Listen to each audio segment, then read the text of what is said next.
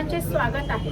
अंबरनाथच्या निवडणुका आता शेवटच्या टप्प्यात येऊन पोहोचल्या असून प्रत्येक उमेदवार आता जास्तीत जास्त मतदारांशी संपर्क साधण्याचा प्रयत्न करत आहात, गाठीभेटी घेत आहेत। प्रभाग क्रमांक 23 मधून मनेश गुंजाळ यांना बीजेपी तर्फे उमेदवारी देण्यात आलेली आहे आणि ते निवडणुकीच्या रिंगणात उतरले आहेत। मनेश गुंजाळ यांनी ह्या अगोदरच बरेच सामाजिक कामं केली आहेत। नमस्कार मनेश गुंजाळ साहेब, बरं काय सांगाल, एक तुम्ही या निवडणुकीच्या रिंगणात उतरला आहात, मतदारांना भेटत आहात, तुम्हाला तुमचा प्रभाग कसा वाटतो?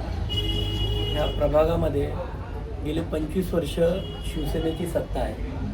या 25 वर्षामध्ये 25 वर्षापासून प्रत्येक निवडणुकीमध्ये शिवसेनेचे उमेदवार हेच येऊन सांगतायत की आम्हाला या प्रभागाचा विकास करायचा आहे, आम्हाला या प्रभागाची सुधारणा करायची आहे। पण जर आत्तापर्यंत तुमच्याकडे सत्ता होती आणि तुम्हाला जर एवढी सगळी संधी होती आणि आताही तुम्हाला विकासच करायचा आहे, मग आतापर्यंत तुम्ही काय केलं आहे हा नागरिकांचा सगळ्यात मोठा प्रश्न यावेळेला त्या शिवसेनेच्या उमेदवारांना आहे। तुमचं म्हणणं असं आहे की आतापर्यंत त्यांनी विकासच केला नाही, प्रत्येक वेळेस म्हणतात फक्त विकास करायचा। नक्की, अगदी बरोबर आहे, त्यांनी विकास केला नाही।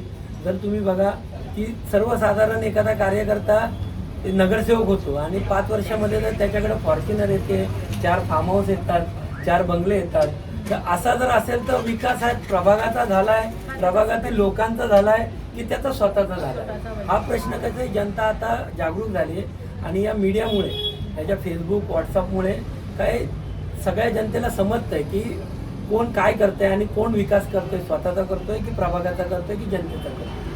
तुम्हाला प्रभागाच्या साधारणतः काय समस्या का?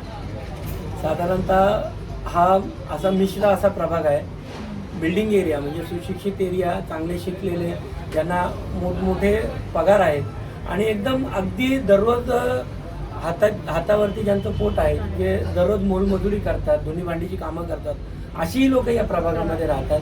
तर त्यांच्या समस्या वेगळ्या आहेत। जो लाख रुपये दर महिन्याला कमवतोय तोही करोड रुपयाच्या फ्लॅटमध्ये आज सुखी नाही आहे। तर त्याला प्रश्न आहे की बाबा पाणी येत नाही, पाणी आलं तर ते पाणी स्वच्छ येत नाही, ते पिण्याजोगं नसतं। आता मोठमोठ्या मोतीराम गार्डन, मोहनजोत सारख्या सोसायटी आहेत, त्यांचे जवळजवळ 2-2 करोडचे फ्लॅट आहेत। मॅडम तुम्हाला खोटं नाही सांगत, 2-2 करोडचे फ्लॅट असून त्यांना 25 लिटरचे बाटले पाण्यासाठी मागवावे लागतात। तर एवढं सगळ्या गोष्टी आहेत। आपल्या इथं जवळजवळ 2-3 डॅम आहेत आणि तरीसुद्धा साधं पिण्याचं पाणी जर प्रशासन देऊ शकत नाही, इथले सत्ताधारी देऊ शकत नाही, तर त्यांनी आतापर्यंत विकास काय केला? आणि ते जर बघितलं, इथं गरीब वस्ती आहे, त्या गल्ल्यांमध्ये जायला यायला रस्ता नाही। फक्त तिथे काय काम होतं की यावर्षी तिथे टाईल्स बदलल्या जातात आणि पुढच्या वर्षी येऊन पुन्हा टाईल्सच बदलल्या जातात। त्याच्या खालची ड्रेनेज लाईन कधीच दुरुस्त केली जात नाही, तिथले गटर कधीच दुरुस्त केले जात नाही, तिथे शौचालय कधीच दुरुस्त केलं जात नाही। इथे आमच्या या प्रभागामध्ये 5 आरक्षित जागा आहेत याच्यासाठी, गार्डनसाठी, पण एकही गार्डन ज्येष्ठ नागरिकांसाठी बसण्यासाठी त्याच्यामध्ये जागा नाही आहे, मुलांना खेळण्यासाठी खेळणी नाही आहे आणि त्याचे जवळजवळ 10 वेळा त्याची बिलं आतापर्यंत काढून झालेली। आम्ही या निवडणुकीमध्ये हा सगळे मुद्दे समाजापर्यंत नेलेले आहेत, नागरिकांपर्यंत, मतदारांपर्यंत नेलेले आहेत आणि त्यांना पटलेलंही आहे आणि त्यांनी यावेळेला ठरवलेलं आहे की बदल नक्की घडवायचा। तुमची एक सामाजिक किंवा राजकीय वाटचाल कशी राहील? मी आधी लहानपणापासून संघाचा स्वयंसेवक आहे। संघ स्वयंसेवक, गटनायक, मुख्य शिक्षक, कार्यवाह अशा छोट्या छोट्या जबाबदाऱ्या मी पार पाडत 2010 पासून मी भारतीय जनता पक्षाचं काम करत आहे।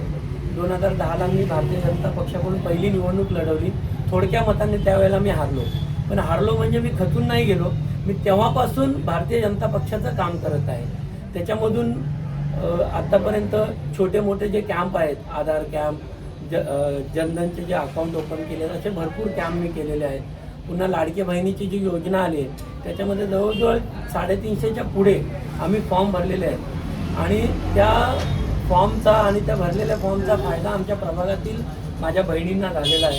त्यांना आज हे जे नगरसेवक पदासाठी उभे आहेत ना, म्हणजे विचारलं म्हणून सांगतो की ते आता त्यांच्याकडून रॅशन कार्ड जमा करतायत आणि रॅशन कार्डच्या बदल्यामध्ये त्यांना पैसे देऊ करतायत आणि त्यांना भीती दाखवत आहेत की तुम्ही जर आम्हाला मतदान नाही दिलं ना, तुमचे रॅशन कार्ड आम्ही जप्त करतो। पण मी या लाडक्या बहिणींना तुमच्या चॅनलच्या माध्यमातून सांगतोय की तुम्हाला ते 2,000-3,000 देतील, पण तुम्हाला या लाडक्या बहिणीच्या माध्यमातून, आमच्या देवाभाऊंच्या माध्यमातून, रवींद्र चव्हाण यांच्या माध्यमातून आणि माझ्या प्रयत्नातून तुमचे मी फॉर्म भरलेत म्हणून दर वर्षाला 18,000 प्रत्येक महिलेला, प्रत्येक बहिणीला मिळत आहेत. तर एका घरामध्ये 2 बहिणींनी भरलेत ना, 18,000, 18 36,000 त्यांना मिळत आहे. तर हे या 2,000 आत्ता नगर निवडणुकीसाठी जे देत आहेत त्याच्यापेक्षा कितीतरी मोठे आणि हे आयुष्यभर भेटतात. बरं, तुम्ही हे सामाजिक कामं करता करता एक आवाज उठवण्यासाठी म्हणून ह्याच्या अगोदर उपोषण देखील एकूण काय सांगा? हा इथला रस्ता आहे. इथले रस्ता फक्त सुरू झाला, थोडंसं एका कोपऱ्याला खोदलं आणि ठेकेदाराने काम बंद केलं. 2 वर्ष ते रखडून होतं, त्याची बिलं सुद्धा काढण्यात आली. तर त्यानंतर आम्ही भरपूर पाठपुरावे केले, भरपूर अधिकारी आले, व्हिजिट केल्या, पण त्याला आम्हाला कोणी तिथे जुमानलं नाही, कारण आमच्याकडे ताकद नाही, आमची सत्ता नव्हती. तर मग शेवटचा पर्याय लोकशाही मार्गाने मी 2 उपोषणं केली आणि जो तानाजी नगरचा ITI कॉलनीचा आणि जो मोठा रस्ता आहे, सॅटेलाइट रोड आहे, त्याला जोडणारा रोड मी त्या उपोषणाच्या माध्यमातून मान्य करून घेतला.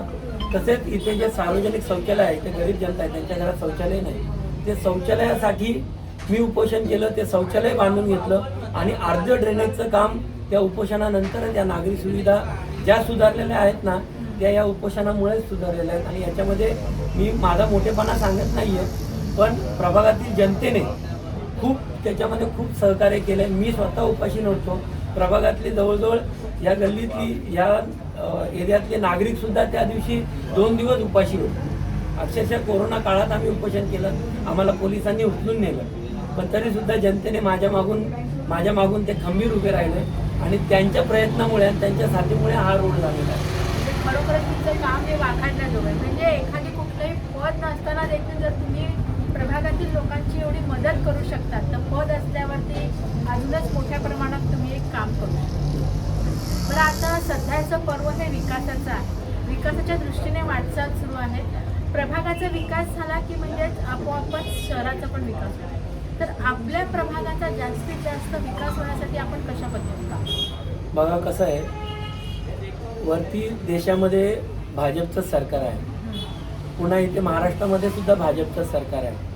आणि जर इथे अंबरनाथमध्ये जर भाजपची सत्ता आली तर कामं करण्यासाठी निधी अतिशय आवश्यक असतो. आणि जर इथे समजा जर मी नगरसेवक झालो, नगराध्यक्ष दुसरा कोणी झाला किंवा नगराध्यक्ष कोणी झाला आणि मी नगरसेवक झालो नाही, तर तो निधी त्यांच्या लोकांना भेटतो आणि तो निधी जर भ्रष्ट हातात गेला ना, तर आत्तापर्यंत जी कामं जशी झाली आहेत, जी फक्त बिलं काढायची कामं झाली तीच होणार आहे.